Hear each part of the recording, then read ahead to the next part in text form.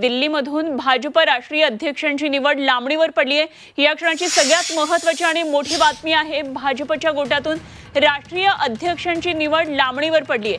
मे महिन्यामध्ये आता ही निवड होण्याची शक्यता आहे।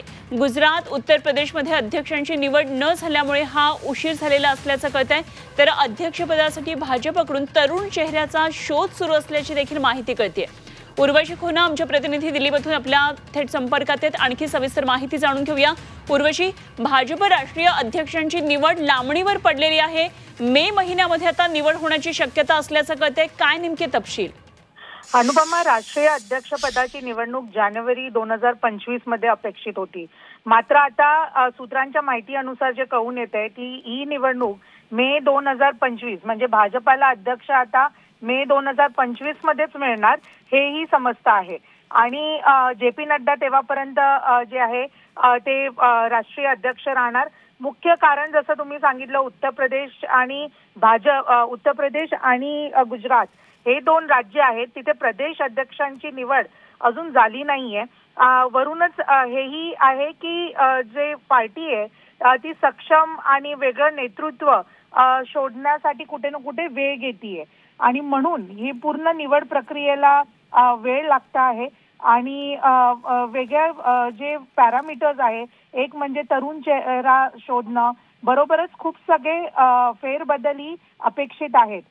संघटनात्मक जे आहे ते बदल अपेक्षित आहे। 50% पेक्षा पदाधिकाऱ्यांमध्ये बदल होण्याची शक्यता आहे। इतकंच नव्हे तर तरुण नेत्यांना महासचिव पद दिलं जाईल हेही सांगितलं जात आहे सूत्रांकडून।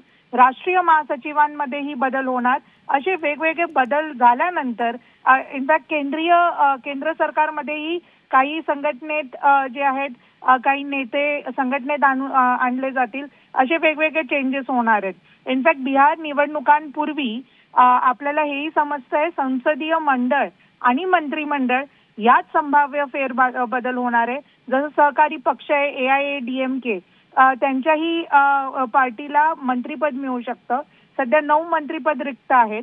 तर अशा चेंजेस होतील, असे फेरबदल होतील आणि त्याच दरम्यान जे भाजपचं अध्यक्षपद ही त्याची निवड होणार असं समजून येते।